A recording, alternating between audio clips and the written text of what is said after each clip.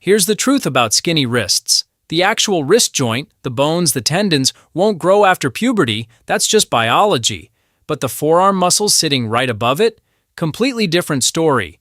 Train those the right way, and your wrists will never look thin again. Here's what nobody tells you. The wrist has no muscle, it's bone and tendon. No exercise changes that structure. No gadget. No grip trainer. Anyone telling you otherwise is selling you something. But that's not your real problem. Your real problem is underdeveloped forearms.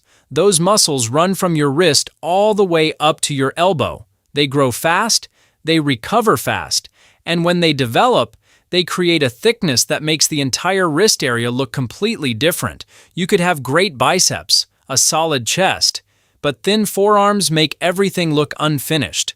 That's what we're fixing today. Most people go straight to wrist curls. That's the wrong move. Wrist curls hit surface muscles. They create a temporary pump. They don't build the deep thickness that changes how your wrists actually look. What you need are 3 specific exercises. One from elite rock climbers, one from golden era bodybuilders, and one that has been sitting in gyms for decades that almost nobody does correctly. Each targets a different part of your forearm. Together they build the kind of thickness that makes skinny wrists disappear and forearms recover faster than any muscle in your body, which means more training, faster results. Let's get into it. Exercise 1. Crimp Grip Dead Hangs. The first exercise comes from elite rock climbers. And before you skip this, hear the science. Researchers measured forearm muscle activation in rock climbers across different grip positions. The flexor digitorum profundus, the deep muscle running through your forearm down to your fingertips, fired at nearly 97% of maximum activation during crimp grip hangs. That's not a pump. That's your forearm working at almost full capacity. This muscle builds thickness right near the wrist, exactly where you need it. Look at rock climbers. They have some of the most developed forearms in the world, not from lifting, from hanging. Hours of constant tension on those deep forearm muscles. Crimp Grip Dead hangs give you that exact stimulus. Here is how to do it. Find a pull-up bar. Instead of wrapping your full hand around it, grip with just your fingertips. Fingers bent at the first knuckle, palm barely touching the bar. Now hang, arms straight, body still. That position puts serious tension on your finger tendons. So start light, keep one foot on the ground if needed. Shoulders pulled slightly down. Never let them collapse upward. If you feel sharp pain in your fingers, stop immediately. This is not an exercise to push through pain. The goal is time under tension.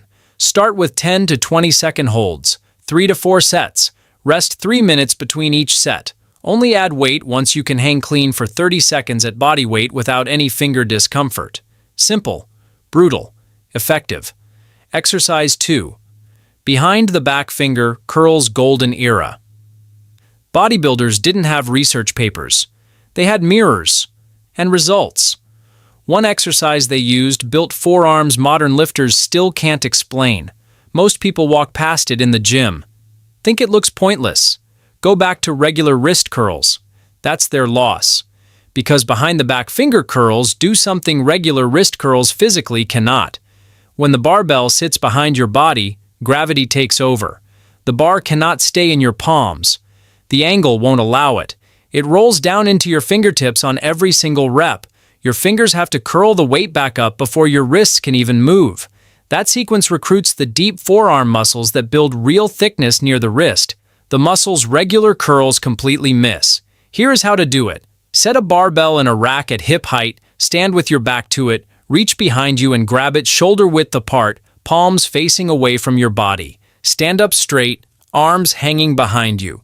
Slight bend in the elbows. Now let the bar roll from your palms down into your fingertips. Feel that stretch in your forearms. From there, curl your fingers closed first. Then flex your wrists upward. Squeeze at the top for 1 second. Lower it back down slowly. Let it roll back out to your fingertips in a controlled way. Fingers first. Always. Do 3 sets of 12 to 15 reps. Start with just the bar. If the weight slips from your fingers, it's too heavy.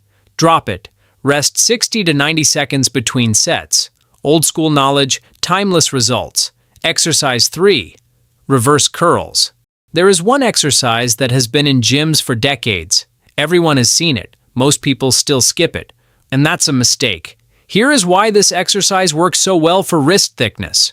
When you flip your grip, palms facing down instead of up, the bicep loses most of its mechanical advantage. Your forearm extensors have to take over completely, specifically the brachioradialis, the thick muscle that runs along the top of your forearm and creates that visible fullness right above the wrist.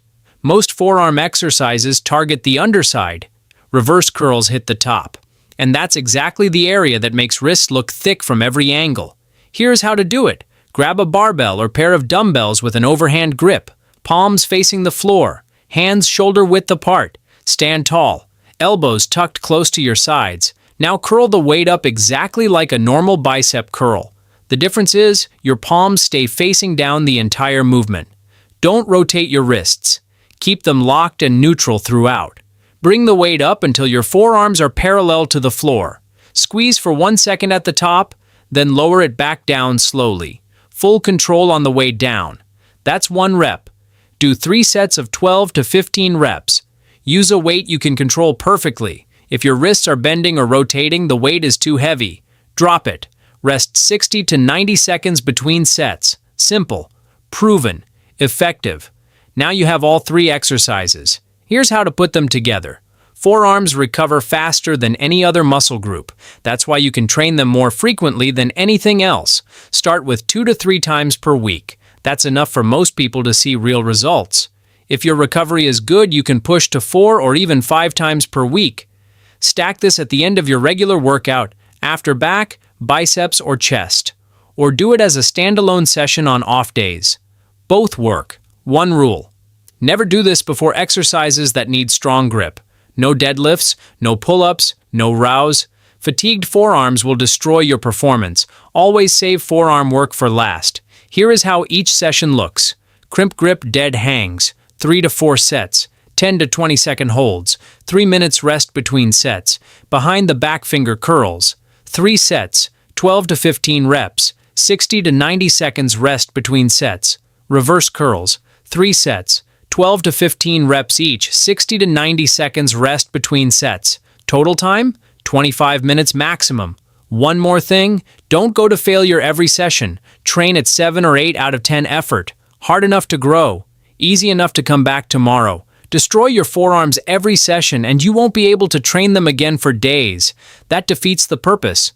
Frequency beats intensity here. Every single time. Results don't come from one good session. They come from weeks of consistent progress. Here's exactly how to move forward without burning out or getting injured.